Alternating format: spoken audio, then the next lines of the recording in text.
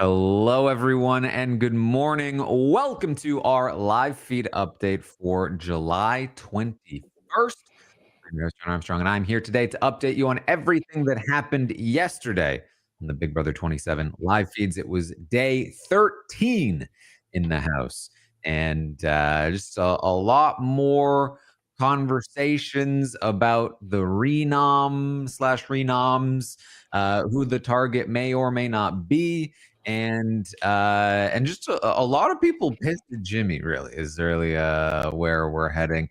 With me to talk through it all is Matt. How you doing, Matt? I am doing so well. Certainly, a lot of that has to do with this cast so far this season. It has been off to a very fun start. And in particular, look, I know, like Kirsten was saying last night, these alliances are hard to track. It's hard to figure out exactly where everybody is. But the more fun part about all of that is that a lot of the alliances themselves are already falling apart. The cracks are very obvious to us. The drama is going to be kicking off, if not very soon, eventually after that. Like day 44 happens because of day 1 through 43, and we're kind of in that phase now. So I feel like we're getting to a good point that things are going to explode. I kind of can't wait. I mean, this has to be one of the a season with one of the longest periods of time with no real alliances, because they don't really exist. The heavy hitters seemed like it would be the structure, but Vince, as a very sort of like hands off HOH, let that crumble. Then was gonna come back under Jimmy's HOH, and he's doing the same thing, in part due to the twists removing his targets from the block. But then once given the choice again, he is doing the same thing, which is tearing apart what should be the structure of the house. And therefore, there's no structure. Every single day is okay. So, well, what if we take this group and we subtract this person and this person, but add on this person because I'm getting closer to this person and you have that person. And every day it just switches around. So, like, you can look at an alliance chart and kind of have a base idea for what things are supposed to be. But to this point in the season, to have it be like basically just throw that out the window and start from scratch every single day, that's where it's fun. So, the thing too is that like you can barely even track relationships, because those don't fully exist either. Like technically you could look at Ava, Adrian, Will, right? But Ava's actually not that big a fan of Adrian and hasn't been super close to Will lately. You could technically look at Amy, Ashley, and Rachel, but as we'll talk about, they're not actually that close to Rachel. You say Vince and Jimmy, but they're actually not that close. You could say Jimmy and Catherine, but they're not actually that close. You could say Catherine and Lauren, but guess what? They're not actually that close. Nobody's very close to anybody for real. Like you got Mickey and Morgan. That's probably one of the best ones. You got maybe Kelly and Vince. That's a good one. You got the one-sided Riley and Catherine, maybe. It's genuinely tough. There's no firm structure and there's barely any firm amount of like actual relationships. It's been the type of season where this happens all the time in Big Brother and in real life, but where you could be in the room with your alliance getting on the same page, and the second that you leave, which is going to be a likely thing that happens in a Big Brother house, the second you leave the room, they are now talking about you, or they are now talking about what the real plans are without you involved, because there's just such a lack of trust and there's so much sketchiness going on between the alliances that loosely exists. So yeah, it is all over the place. You have some real gamers emerging, I feel like. We'll talk about them. We'll talk about a lot of the different conversations, your Morgans and whoever else is moving around, Vince and what he's doing. It's fun. It's been fun. Yes. So the primary story of the day is, of course, this replacement nominee situation. Jimmy is the HOH. He nominated Adrian, Keanu, and Kelly. Keanu has the veto. And despite what he's saying throughout the day, he did not win it himself. Casey came in and won it for him. Again, despite the fact that he is saying things like, they thought they could get me, but I went and won the veto. So he will be removed from the block. Kelly plans to use her veto power to give her the janky challenge of, whether she gets a bonus veto or not, which would remove her from the block as well, which means Jimmy is having to consider renominating two separate people. The first of which is Amy. He had been going back and forth between Will and Amy, who would be his fourth nominee, who would be his fifth nominee, and which one would be his target. At the end of the night before, it felt like he had been leaning more toward Will as both the fourth nominee and the target, but he had flopped back and forth a couple of times throughout the day today, or actually fairly early in the day today. He flips it back over to Amy as his fourth nominee. His primary reason is he feels like she owes her. He feels like she owes him because he saved her last week. And that was despite the fact that she had named him as a target, and therefore she owes him and should go on the block and also potentially be a target. He starts to lean in that direction over the course of the morning again. That had always been his initial instinct as well. So I do feel like it is the one he is most likely to continue to default back to over time. Will was someone that he was sort of talked into putting up on the block ahead of her. And then we'll talk about Adrian over the course of the day as well. But Amy mostly remains his general target and fourth nominee.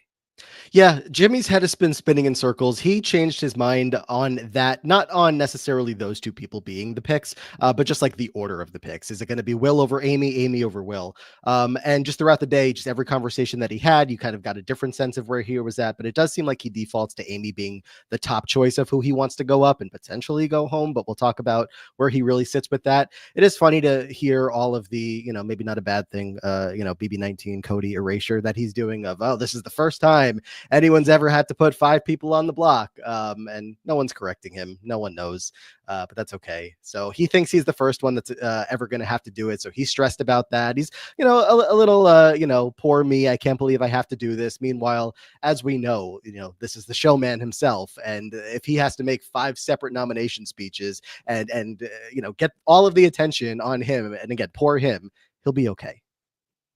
Yeah.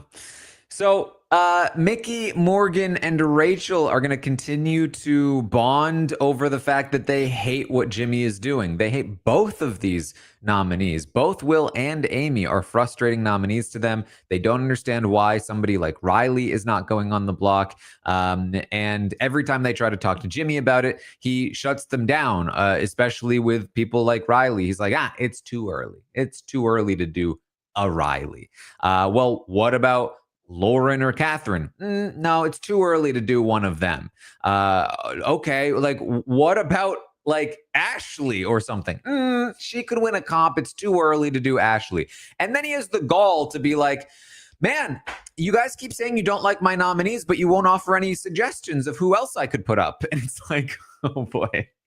Yeah, this threesome here, Mickey, Morgan, and Jimmy, on the show, and so far as we've seen, they've been on the same page. Week 1, they were, but here, Jimmy has power, and when someone has power, anybody in the house, you see how things go between themselves and the rest of the house, themselves and their alliance, and Mickey and Morgan have not been whatsoever enjoying their time with Jimmy as HOH. Of course, they should feel safe, and they should feel great. All of them should be working together and come up with a plan that's going to put them all in a better spot going forward. That's not even close to how Mickey and Morgan feel. And throughout the entire day today, and I assume the rest of the week, we're really going to start to see that this is not a long-term alliance that's going to work. Morgan and Jimmy will have a falling out at some point. And again, the seeds are all being planted here to lead up to that. And again, that is what is making this so much fun. But the way Jimmy has gone about this week and having these conversations, certainly not sitting well with the two of them in particular. Yeah, I often cite like Memphis as a good example of an HOH in All-Stars. Not that people love talking about that season. As an HOH that was able to do what he wanted against the will of his alliance. They were mad at him for it. They thought they were going to break up the alliance, but at the end of the day, when they all kept winning, they stuck with it, and Memphis and the committee ends up making it to the end game.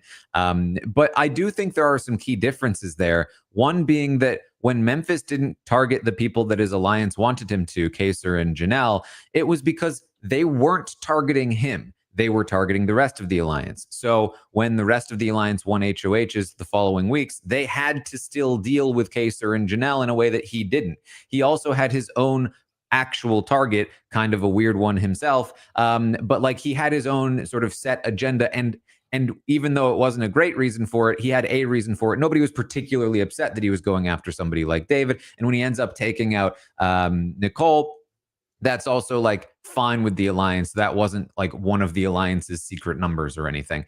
And so, when Jimmy is like, I'm not going to target, some of these other people, like Riley isn't a person that the rest of the house has to deal with. He's just a person they would like to see on the block. It's not like Mickey and Morgan are going to be like, damn, Jimmy didn't target Riley for us. And now if we win HOH, we're going to have to do it.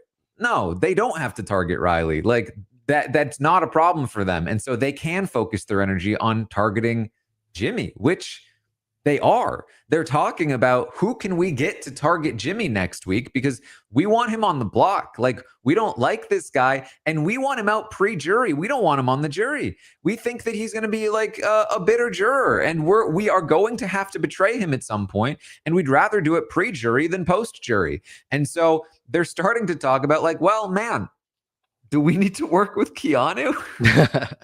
The fun thing about this, again, is everyone's getting ahead of themselves. Jimmy's getting ahead of himself by just being approaching a lot of these conversations so poorly. When he talks to Rachel about the idea of Amy going up, it's like, you should know you have to approach this conversation a little gently because Rachel's not going to be okay with this idea, but he just says it rather bluntly. He's like, yeah, I think I might have to put Amy on the block this week. I know you're not going to like that, but like blah, blah, blah, blah, blah. And this is what I have to do. It's like gentle with Rachel if you want this to go well. And you can see that Morgan and Mickey are pushing back. Be more gentle and at least ask their opinion a little bit, or like pretend like you care more about their opinion a little bit rather than just like as bluntly as they're telling you, I don't want to vote Amy out. You're bluntly telling them I want to put Amy up. So you're both being tough with all of this here. And then as far as Morgan and Mickey are concerned, yeah, it's a little bit much at this point to actively say like, we want Jimmy out of here. Like, but the general sentiment is they just don't want him in the jury house. They can't imagine playing this entire game all the way with this guy who they're already clashing on differing opinions here early on. And this is just about evicting like Amy or Will or Adrian. Like, imagine later in the game when there's real important things that they actually have to get to. We're going to, of course, get to it over the course of this day. But Morgan in particular has her sights set somewhere else. And that's just not a thing that's going to happen this week. And that's another cause of tension. Yeah, it's just like Jimmy's doing all of this in order to take out somebody like Amy. Yeah. Which is wild. Like, yeah. Amy is not, again, like, okay, a lot of people I think are underestimating the capability of Amy winning a competition. But like, even more important is that like Amy's not even a locked in number for Rachel, as we will discuss, and is a target for other people and connected to Ashley, and therefore a target for other people because she's connected to Ashley, and also has no issue with Jimmy, or at least had no issue with Jimmy prior to this whole situation, was looking at a lot of other people that weren't Jimmy, including some of Jimmy's current problems. And so it's like, it just feels like another unforced error here. But yes, so Morgan, Mickey, Rachel continue to talk about this. Morgan does move ahead with her idea of creating a new alliance without Jimmy in it. Now she has this sort of like interesting but strange idea of like soft pitching it to Will, because Will is included in this 7-person alliance. She's trying to get all of the votes that she would need in order to control the votes this week into this alliance. But she wants Will to be the one that actually creates it. So she kind of like soft pitches the idea of one, names the players that she thinks should be in it, and then tries to prompt Will into creating the alliance. So if it gets blown up, Will takes the heat for it. It didn't seem like Will took the bait, primarily just because Will has really stopped being an active player over the course of the week. I don't think he's likely going to be doing what she wants here. And quite frankly, I think this whole idea of this alliance is likely going to falter and just not go anywhere. But she does try to at the beginning of the day. Aside from the specifics of these plans, though, of her wanting to, maneuver with, let's make this alliance, let's make that alliance. She's talking to Zach earlier, like trying to figure out different groups of people that the people she's talking to feel comfortable with. I do want to give Morgan her credit for the amount of gaming that she's doing by talking to all these different people. It definitely could come back to bite her in the butt. And, you know, a lot of what she's doing has a lot of downside, but also I just want to credit her to say there's a lot of upside here.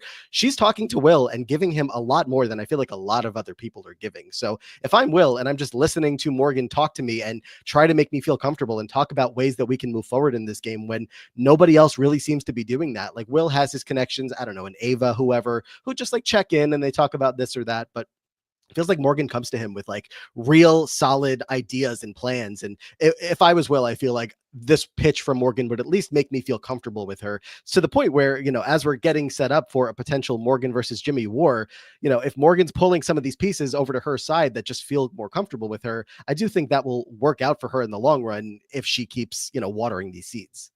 Mm-hmm. Well, Rachel is also going to make an attempt at convincing Jimmy that despite the nominations that he's making, there is still a lot of validity to the idea that he should not target either of those nominees, and he should still be targeting Adrian, which is just, I think, the most obvious play for Jimmy, which is target Adrian, somebody that he has now nominated, somebody who is very capable of winning competitions, somebody who is working closely with players like Keanu and Kelly, who are at the very least wild cards and at the very worst coming directly for you. And nobody is upset if you target Adrian because he doesn't have any close enough allies to solidly defend him other than somebody like Kelly or, you know, maybe Keanu again. Problems you already have. And so Rachel essentially makes that sort of pitch. You know, he's good at comps. This is a good opportunity to take him out. And I think she actually does a very good job of selling this to Jimmy. Later in the day, he's going to start to explore this idea of potentially, what if we did take out Adrian, even if I did nominate Amy or Will, on the, you know, off chance that he loses the blockbuster competition, maybe taking out Adrian makes some sense. Amy will remain an easy nomination for all other people. And so, you know, the idea starts percolating in his mind. Yeah, and Adrian getting caught here in this kind of spot is very unfortunate if this is how it ultimately pans out, of course. Not even necessarily just to like specifically pick on what he did last week with his vote and sticking out in a way that he might not have needed to, but just the fact that, you know, Keanu has now come off the block thanks to a power. Kelly potentially will also, we don't know that for sure. We're talking through a whole day's worth of plans about the idea that Kelly is off the block. Kelly could be on the block still by the end of the day today. And so we're talking about a whole different scenario where we all want to vote Kelly out still, right? So let's just get her out and none of this matters. But of course, if we do get to the point that it just has to be no Kelly, no Keanu, yeah, Adrian at this point, I mean, Jimmy's going to talk through much later in the day with Mickey, just like, who else is there? You know, we're working with so many different people. We feel good about so many different people. And yeah, again, some people have their preferred. Well, what about Kat? What about Lauren? Jimmy doesn't want to go after them. So for Jimmy, it really could just come down to Adrian makes the most sense. They don't have the best relationship. It's not bad. It's just not much. Mm-hmm. The problem is, again, the choice of Amy as a renom makes getting Adrian out a lot more difficult and keeps the house in chaos. Yeah. So in some ways, good for us, but certainly not Yes. good for Jimmy. Rachel also has a little bit of an incident with Keanu. We talked about this last night on the recap. But basically, they were having a conversation. Keanu was explaining that he has not really seen the show, just started watching recently, mostly just some compilation clips, some highlights. Rachel asks him if, you know, he's seen any of her season. And he says, yeah, I saw some highlights, you know, like that guy. She's, oh, Brendan? No. He was like, oh, the only reason you're here from Pandora's box is because everyone hates you. You're a bad thing. That guy. That was funny. That was a funny one. Oh yeah, and then, you know, like your floaters grab a life vest. Oh, and then when Hayden was saying like, oh, Rachel, why don't you string a sentence together without saying the word like? That was a good one. That was a good highlight. And Rachel, again, like Rachel's like giving him all the signals in the world, like, I do not like this. Why are you like repeating insults word for word at me? We talked about this fairly extensively last night, so I won't dive too deep into it. But Rachel gets up, storms away. Keanu's like, "What? What did I do? I don't get. What did I do? What?" He looks. This is in the backyard. He looks across people. He's like, "Wow." I was just like, she was asking me about if I'd seen her season. I was telling her about some highlights, like Floaters Grab a Life Fest. And then she just stormed off. Like, I don't even know what happened. Like, I don't know why she would do that. The fact, look, I know we're only like a week and change in, 10 days in, 13 days in, there's something like that. The fact that Keanu can't read Rachel well enough to know that this was a horrible approach to this kind of conversation, you are not that close, sir. You are not that level of friends. If this was your friend that you could like pull aside and be like, so like, yeah, remember on your season, like that was crazy, right? Like, do you want to talk about that? Like, can you give me more information about that type of thing? Like maybe a Jimmy could get away with that. A Morgan could get away with that. Someone who like actually is closer to Rachel. But Keanu is just presenting these scenes from Rachel's past that, yeah, make her a Big Brother legend. They're legendary scenes for her. And maybe us as fans could get away with like bringing those up to her because she would be like, haha, yeah, remember, my time on Big Brother. But Keanu, we're trying to talk about like the highlights and what have you seen? And he's only pointing out the bad stuff. She's just not going to take to that well. And you should know that by now when it comes to Rachel. So it doesn't go well. She walks away and eventually comes back. It's funny because everyone's like, are you okay, Rachel? And she's like, yeah, I just wanted to go upstairs and work out. Completely playing it off like there was nothing actually wrong when she obviously stormed away, but it's all right. We're good. Yeah, and I mean, to me, also, like, the fact that after she left, Keanu intentionally does not mention that he quoted the insults at her when he like, what did I do? Tells me that he did know what he did, and he did know what he was doing when he did it. And again, just which almost makes it more frustrating, I think, for Rachel when he continues to be like, oh, wow, I didn't even realize that you might be upset about that. Like, oh, man, I'm sorry. But yes, she comes back and then asks a question like, what's going on, Rachel? She's like, you're quoting insults at me. She made a point to talk about like the fact that you're pulling like the Hayden quote that nobody knows. Like that's wild. Like maybe the Reagan fight, but the Hayden quote. And so they get into it some more. He continues to deny that he did anything on purpose. And she's like, come on, dude. Like you had like read the room. And they get into it some more and she tells him off. And then Ava comes up and she's like, hey, like you all right? I heard you kind of like stormed off from Keanu. Rachel's like, who doesn't want to storm off from Keanu? And it was like, oh my God, yes, Rachel, I agree. I'm not giving Keanu credit. I'm just, I guess, pointing out the fact that he did not realize that he was getting under Rachel's skin there.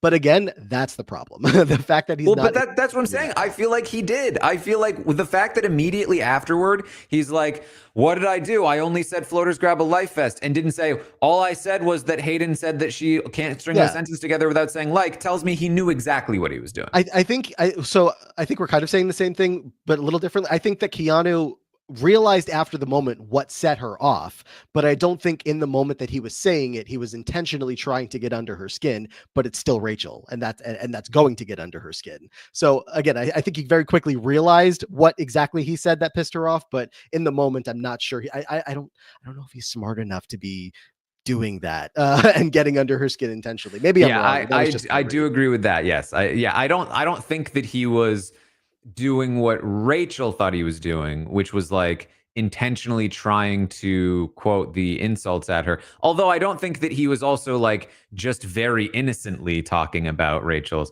because remember in his preseason, he said one of his favorite moments was Floaters Grab a Life Fest. Mm-hmm. And he very, I think intentionally like undersold that part of the highlights and focused more on the insults, because I think at the very least, subconsciously in his mind, he now prefers the anti-Rachel stuff to the pro-Rachel stuff because he does not like Rachel. Right. And then of course, afterward, just continuing to deny that like all of it, I think. Again, there's so much context here too, because Keanu continues to deny that he's like, what do you mean, Rachel? I do trust you. And then she leaves the room and he's like, I would trust her.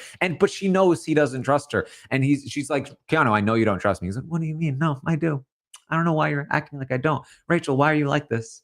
And it's, I think that there's so much context to this that it's not just the one moment. It's not just Rachel. It's everybody that Keanu talks to in the house. Every single person that he has a conversation with, they see right through him. They don't actually want to be associated with him because they know how much of a target he is in the house. And so you'll see him talking to Vince. You'll see him talking to, whoever. And everybody realizes that, we can entertain the conversation. What if Keanu wins HOH next week? I should at least talk to him. But yeah, he's not making any type of progress despite having this safety this week. Mm-hmm. And so when Ava is like, "Oh man, yes, Rachel, we all hate Keanu," we need to bring this up because this is like the third, I think, time that Ava then starts to say, "Yeah, the other day he was like rubbing my arm, and I was like, ew, get off of me." And then the feed's cut. This is not the first, or I think even the second time that Ava has complained about Keanu like being too touchy, and the feed's cutting immediately, which is not good. You should not be cutting the feeds here for many reasons. One of them meaning like, you're either making it look worse than it is or covering up something bad. It's bad all around. What are you doing? Yeah, I'm hoping that they said something to Keanu last week when people were talking about the over excessive hugging, because it's people and their personal space should be respected, very obviously. And with the amount of people that were bringing it up and the way that Ava's brought it up, just makes you think that the diary room should at least mention like, hey, maybe cool it with the hugging. There's been some comments from people that don't love it, and it could be as simple as that. But of course, cutting away from it, as you're saying, makes it seem like there's more, and we just don't know what's going on now, and just would like him to stop doing that. Rachel does have a conversation with Keanu later in the day where they are trying to squash the beef once again. And Rachel tries to tell him, like, I feel like you have this image of Rachel Riley from season 12 in your mind, and that is just not me anymore, at the very least, let alone the fact that it's accurate at all, because he's has this perception of Rachel as if she's like, as if she's like Chelsea or something. And they try to get this to work, but yeah, it's just not happening, even though it absolutely should. I can't even assess all the way how, like, what Rachel is thinking going into these conversations, because by now the amount of big brother bozos that she has played with over the years, she knows, the BS. She sniffed it on Keanu from day one, from as soon as they were having these early conversations that Keanu thinks he's getting away with something. And I don't actually trust her as he talks to the cameras. She's not, like, she doesn't have any false illusions that this could be mended, but living in the same house with this person that you at least have one more week that you have to live with him, maybe that's what it is, of just trying to, or she knows that this is TV moments that are coming out of it. I don't know exactly what the deal is, but it's just every time that they get into a room and have a conversation, it is the same cycle of, can we get back on the same page? No. I genuinely think, and this is, coming from who watched Rachel on her original seasons, who's obviously like seen a lot of Rachel, certainly knows Rachel better than I think the people in the house at this point, who keep completely even her friends completely misunderstanding her. But I think that's kind of the point, right? Is she talked about like, hey, this is the most liked I've been on a cast before. Yeah. And I think the biggest thing is, and she mentions this to Keanu multiple times, I tried to be your friend. Like, I wanted to be your friend. She genuinely liked Keanu and went out of her way, put herself in a suboptimal position in order to help protect him in week 1. And then this was like what she got in return. And I think that like that feels really personal to her. Like, it feels like such a personal rejection, because there's no strategic reason for him to ever be doing this, which means he must just hate her. And I think that digs at her because she liked him and wanted to be his friend. And so it's really like, that's like, I think the core of this. Well, I bounce this back to you to ask, is that the reality of the situation? Because the thing that I remember from Rachel and Keanu in week 1 is Rachel going to Vince and saying, don't do Keanu as a backdoor option because somebody else will get him soon. But was there actually like a level of liking him attached that, like, is that all reality? Well, we saw it in the diary room in the episodes, right? That's where I think a lot of that's coming from for me, because I think that by the time that the feeds came up, she was still protecting him, because this was the thing. When I mentioned this at the time, when she had that conversation with Vince, I was fully convinced myself that she would let Keanu go on the block, because that was a better play for her. To let Keanu go up would make it easier for her to protect Amy. But she protected Keanu. And obviously she used whatever argument she had to use to make that happen in the process. And I was like, why is she doing this? This doesn't make any sense. And then, the next day he was like fully, or actually it was the same day, he was fully anti-Rachel at that time. And I was like, he's anti-Rachel and she's protecting him. What's going on? And then we saw, like, in the episodes, she had that conversation with Keanu where he talked about his father, and she talked about really liking Keanu and be like, I want to protect this guy. And I was like, oh, now it makes sense why she was protecting him, even though it didn't make sense for her game, because she genuinely, I think, wanted him to be safe that week. At least that's the read that I got. Yeah. Okay. No, definitely fair. I forgot about some of that stuff, but this is a rough go. I'm glad Rachel feels the love from this cast, but whether it's Keanu, whether it's Amy and Ashley, seeming to pick up on a theme here throughout this season of people that she is looking out for in some actual genuine way that just don't buy it, don't believe it. So we'll see how that holds up throughout this remainder of the season. Been tough so far. While this is all happening, Jimmy is starting to get, I would say, a bit closer to Catherine and Lauren, which will be necessary for him moving forward. While Morgan and Mickey are talking about potentially wanting to target Catherine and less so Lauren, Jimmy is getting closer to them. But there's a kind of like a little rock paper scissors thing going on here, where Ashley really does not like Morgan and really wants to target Morgan. She's like, we really got to get Morgan out. Morgan's a problem. And Morgan really does not want to go after Ashley and Amy, wants to protect them, and instead thinks Catherine is a big problem. Catherine, she's a big problem for us. We got to get out Catherine. And then Catherine, she's doesn't love Morgan. She actually says she likes Morgan personally, doesn't have a huge problem with Morgan, but really does not like Ashley and really wants Ashley gone soon. And so you have these women in this circle of targeting the person that they should not be targeting and not targeting the person that they should be targeting. Yeah.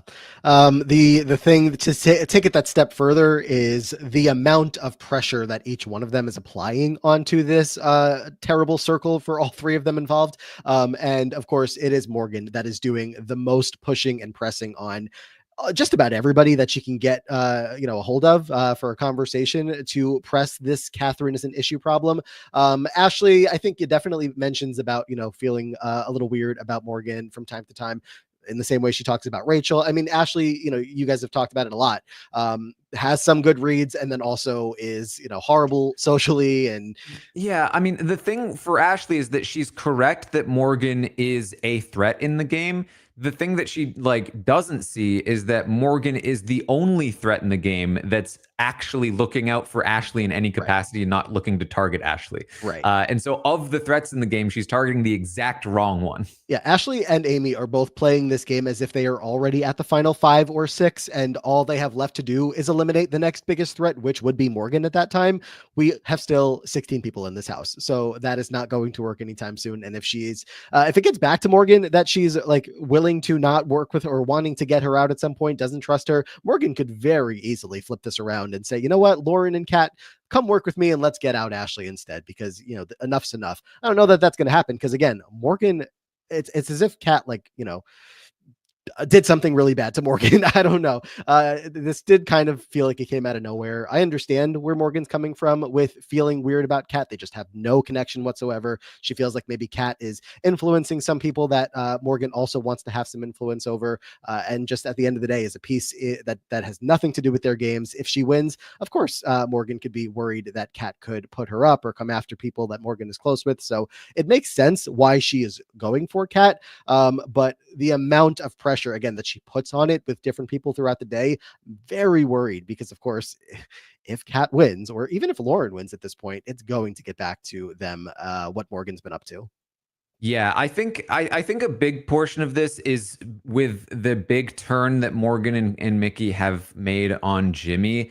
Catherine being the one that they see as closer to Jimmy, because they see what they're talking about is that Lauren is connected to Zach and they trust Zach. And so Zach has sway over Lauren. But Catherine is too close to Jimmy, and Jimmy will have too much sway over Catherine. And Catherine is, so Catherine has sort of like diverted the attention away from Lauren in Morgan's eyes onto herself. And so we have this weird little like rock, paper, scissors going on. And there's even a very funny moment when Mickey and Morgan are talking in the HOH room and Ashley comes in and they were talking about targeting Catherine and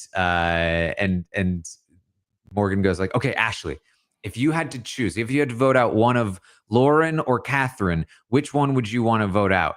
And Ashley's like, she's like, don't worry, this doesn't need I'll tell you mine after. We just want to like get a sense of like what you're thinking. Ashley's like, well, just don't like, it's totally fine. Like, come on, we just want to get a sense. She's like, well, I mean, I think I would have said I wanted to keep Lauren last week. And they go, last week? Not anymore? She's like, well, I mean, I just felt like maybe she's a little more connected, but maybe she's not. And she's like, they're like, yeah, maybe she's not. And like, yeah, I think I would want to keep Lauren still and vote out Catherine. Oh, yes, that's exactly what we were hoping you would say. Tell me you don't trust me without telling me you don't trust me. It needed to be pulled out of Ashley to get any kind of answer. And eventually it didn't even feel like the most genuine, authentic answer. I mean, to be fair, given how much people are generally thinking about Lauren and Kat in the house, maybe Ashley did need a second to actually think it through because, again, Ashley is focused on sometimes Morgan, sometimes Rachel. She's not really thinking about the house in a wider scope at the moment, which is not a good thing. But I can give her a little bit of credit for that, but it did feel like she didn't trust them to give that answer on two very inconsequential players to the current circumstances of the house.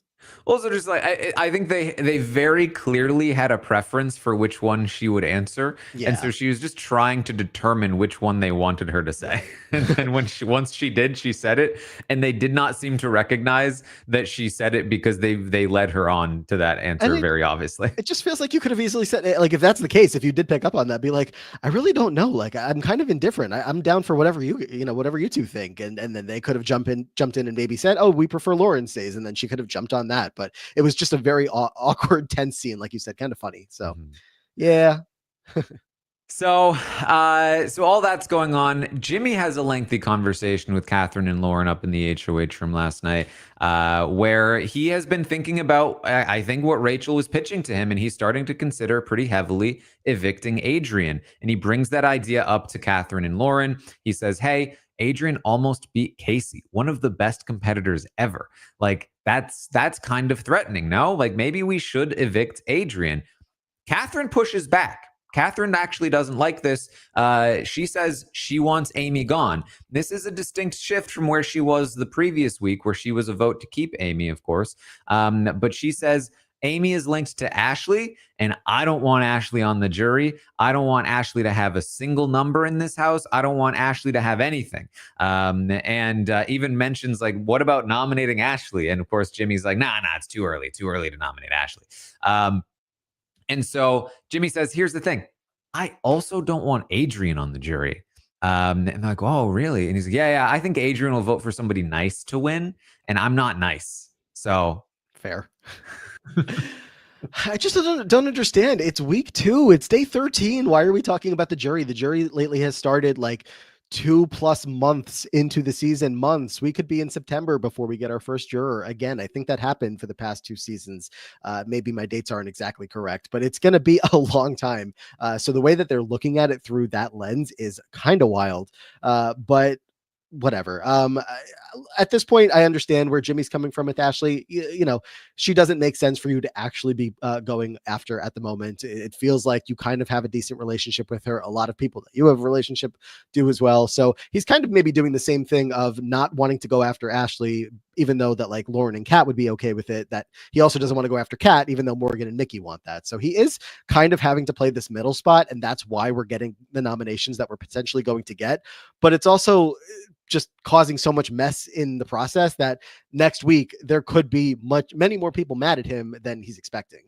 Well, and it's again, like now he's starting to shift onto potentially wanting to target Adrian, but will not budge from the idea of nominating Amy as the pawn, which is again the same mistake that Vince made. Like, you are now talking about targeting Adrian, but putting up a person that could very well go home over Adrian, and you won't have the votes to do what you wanted. And even if you change your mind, you have now spread it out there that you are considering evicting Adrian and that you find him very threatening and don't want him on the jury. And he might stay due to your own actions, and he's good at comps. Like, whew. It's Jimmy and Morgan, again, I think this feud could come to a head at some point. I should probably say will come to a head at some point. But both of them are very similar in how much they overtalk and overshare with various people throughout the house. Jimmy says way more than he should to people like Kat, who it's like, yeah, you're building a bond with Kat and Lauren, and that's good. But giving them all this information at once feels like a little step too far. So Jimmy does say he's come off the ledge of targeting Will. He is not on that page anymore. In his mind, it is either Adrian or Amy. And you know, Lauren also kind of comes to Adrian's defense, mostly because she is also anti-Amy and would prefer for Amy to leave. Again, and we're gonna talk about this. Like, there's this notion that, oh, Amy's being nominated and or targeted because of her relationship with Rachel. But it's actually her relationship with Ashley that got her nominated in week 1. And again, her relationship with Ashley that's getting people like Catherine and Lauren to want to target her in week 2. But oh no, it's Rachel. Oh man, can't believe Rachel is doing all this.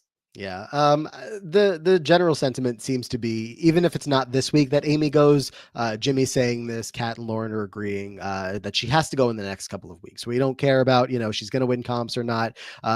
Even Kat was saying like, well, she's not someone that you could see doing well or winning this game. So, naturally she has to go pre-jury. I'm like, excuse me? What did you just say? She's not someone that you could see doing well, so she has to go sooner? I don't understand the logic. So there are 2 instances. So Morgan comes in and Jimmy asks her point blank, like in front of Catherine and Lauren, what she thinks. She gives a non-answer, and Jimmy's pissed about this. He's like, I hate that Morgan didn't even give me an answer. Then pulls Mickey in later and asks Mickey point blank in front of Catherine and Lauren, like, what do you think about the nominations? And Mickey's like, you know what I think about them. I've already told you I don't like them. And he's like, then what do I do? Then tell me a nominee. Who should I nominate, Mickey? In front of Catherine and Lauren. And Mickey's like, I don't know, Catherine and Lauren? Ha ha ha. Like, it's so awkward that he's doing this in front of them. They have to be like, should we leave in order for you guys to talk? Yeah. And they have to be like, yeah, I guess so. And then he talks to Mickey, and Mickey says, what about Riley? And he says, no, I can't do Riley. It's too early. I just don't understand why nobody's giving me any suggestions.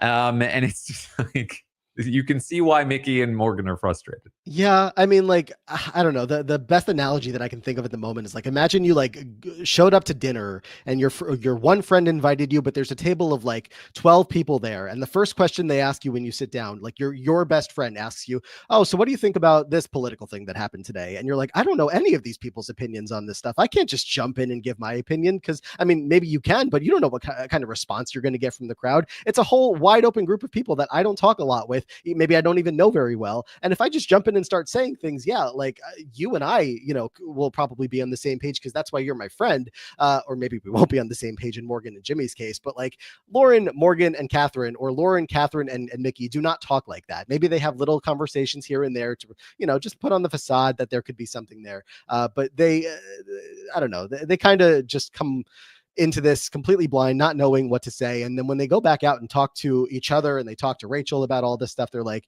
that was not nice. Like, that was not ideal to go in there and just be put on the spot in front of them. And what am I supposed to say? Like, the answer is that I want Kat to go up if I'm Morgan.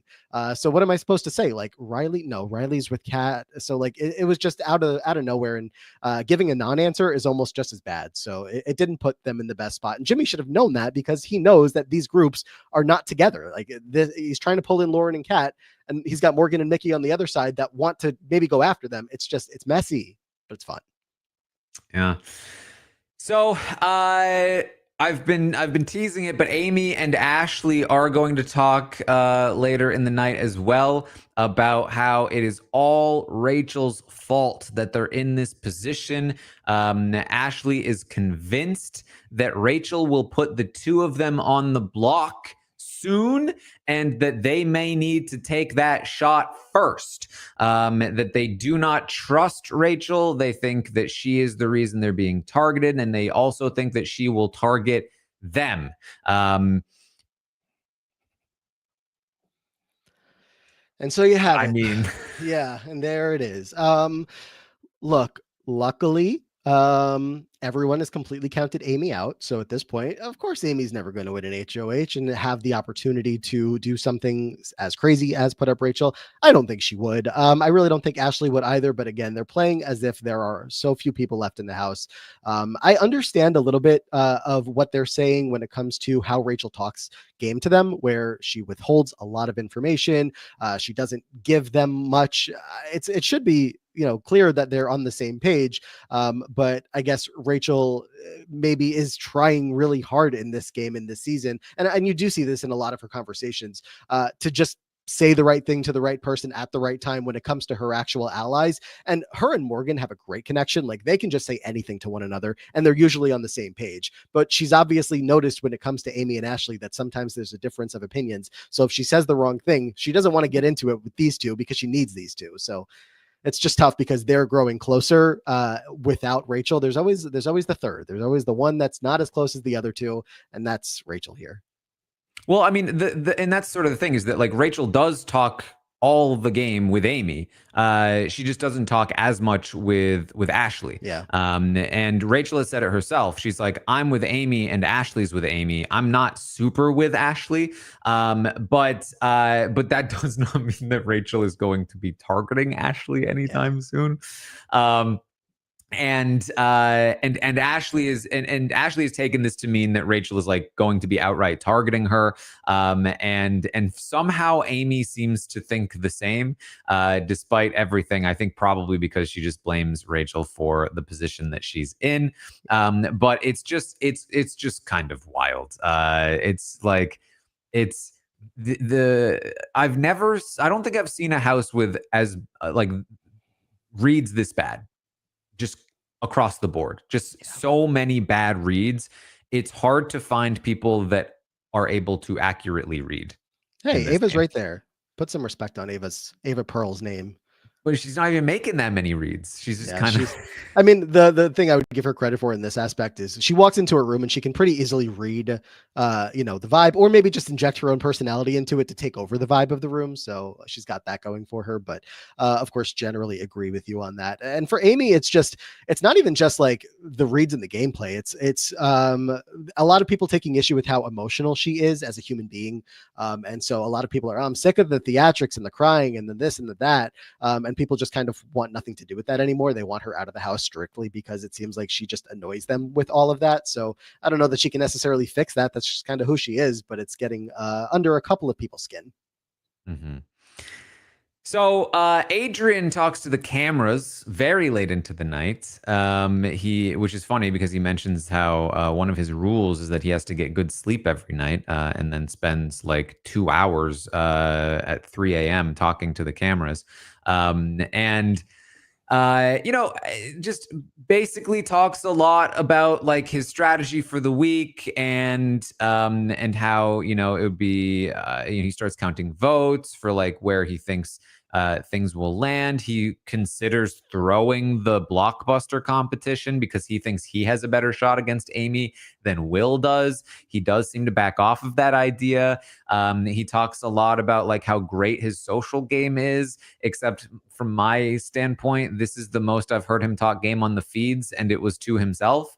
So that's not great. I want him to succeed, but I just don't feel like he's doing himself any favors. And I want like the Adrian that I saw talking to himself in the house to like branch out and do that with other people. Yeah, he was in the 5 last week that did not vote correctly, and I feel like that 5, or at least the people that are on the outs, are the people that he's the most connected with, and he expresses as much. He's talking about, he kind of knows that there's a good chance he ends up on the block next to a Will or an Amy, who he feels like maybe could be people, or at least definitely Will, that would vote for him to stay if he was on the block on eviction night. So that's tough. I know he seems to have a pretty good connection with Zach, of all people. I feel like every time that they're in the same room, feel like we get some good vibes about the two of them, but also Zach has good vibes with everyone, I feel. That too. And Zach may have some stronger alliances elsewhere. And if like Morgan is pushing for Zach to vote Adrian out, maybe there's some influence there, but it does feel like there's a loose connection there. Adrian and Will at the very beginning of the day were talking about the idea of not coming after one another, or not campaigning hard against one another. But look, if you're on the block next to each other, there's not much you can do about that. So Adrian, really, I think the theme of his season so far has been just a little too late all across the board. And now he's on the block. So if he does not win his way off, and if Kelly does win her way off, especially, Kelly's still a possibility. She's still here. Didn't say a lot about her today, but still could be an option. He could be in trouble. So that's tough. Tough. I mean, if you counted the votes right now, Adrian should technically have the votes to stay. But the same was true of Zay. Zay should have had the votes to stay, but didn't, because there were people who cared more on the other side. And those same people are people who, once again, I think, care more on that side. And if Morgan and Mickey and Rachel are all pushing Adrian, there is a chance that they can pull players like Zach, like Vince, people that would be the swings and would be enough to send Adrian out this week if he remains on the block. Yep. We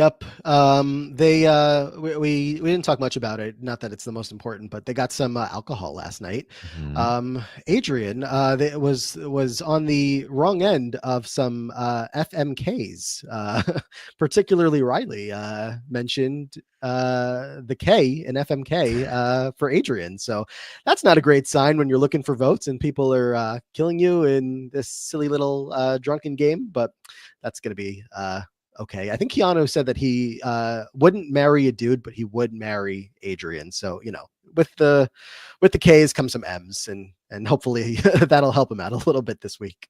Yeah, Keanu taught Adrian, or gave Adrian some tips, helped teach him to play pool in the same game that Adrian crushed Keanu in pool, which was pretty funny. And if you're wondering who Zach said he would marry, it was, of course, Lauren. Yeah. So. Riley said that he would date Lauren, because some of them were substituting the F for a D, to be a little bit more family friendly. But he did also say that he would marry Kat. So, these are all lining up. It's still early on. We'll see where some of these showmances go, or if they turn into nomances. But nothing like a little bit of, when I say a little bit, I mean a little bit of booze and some, party games to really get the wheels turning there. Production's not slick. Yes. All right. Anything else, Matt, that you wanted to bring up from yesterday? Just again, a lot of Morgan. Morgan really feels like the main character of these feeds. Of course, Rachel Riley is in the house, and that's a crazy thing to be saying when Rachel's in the house, that she's not feeling like the main character here. But when you follow the feeds throughout an entire day, at least in this day in particular, Morgan's here, Morgan's there, Morgan's talking to everybody. She's checking in with Will. She's talking to Vince, who's a player who also didn't come up a lot in the discussion of the day today. But every time that like something happens, there's gameplay going on, there's drama going on, people do tend to go back to Vince and lay out how they're feeling. And Vince is a very good like mirror to talk back to all of these players. So he's doing a pretty good job with that. But Morgan, I feel like, again, main character, she's going around to a lot of different people, could get her in trouble as we get into a couple different scenarios for an HOH next week. But I think she's doing a lot of, I'll say good work, also fun work for us to watch. Just the amount of gaming that she is doing. We love to watch a gamer like this. If it doesn't work out, it doesn't work out. But at least having this person run around the house like she is, that's what I'm looking for. So that's been fun. And that's all I got. Yes. Well, yeah, Morgan, definitely very active. That is what we have for you, though, today. For today's update, I'll, of course, be back tomorrow morning at 11 a.m. Eastern to update you on everything that happens today on the Big Brother 27 live feeds, including what happens at the veto ceremony. Will Kelly get her extra veto? Will she not? Those are that is the big question of the day. But then also, once the renominations have been made, the campaigning can start in earnest, and that's where things will likely get a bit more interesting. So stay tuned for that. Of course, we will also be live tonight for the roundtable. We will update the Stock Watch ratings and all of that. So I will have the survey up for you after this ends, after this podcast ends, over on Twitter and Blue Sky. You can get the link there. And of course, also check out the book Behind the Mirror that I wrote. You can pre-order the book. I talk about the show and all kinds of fun stuff in there. Matt, what are you up to? Check me out talking Big Brother every week, but not this season of Big Brother, past Big Brother. We talk trying to find the best player in BB history. It's a big, long, years-long game over on the Diary Room podcast, and then talking about the challenge and the traders and all other reality TV on the Free Agents podcast. If you're looking for more from me. But Taran, I have one more question for you. Is this the smallest kitchen counter that we've seen in a Big Brother house? Because it's not even an island. Just like the extension of where they can sit and cook and use as a counter, there's nothing there. Yeah, I mean, even BB1 had the first house had a decent island.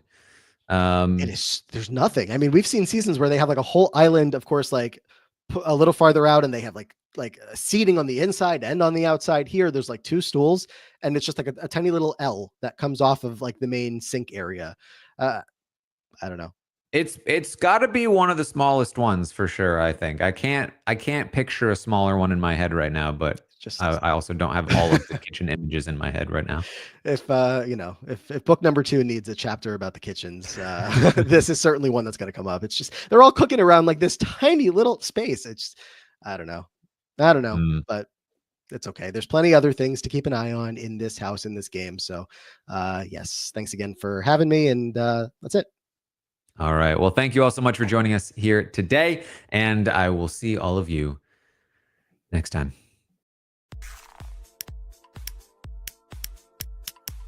This is RHAP. We know reality TV.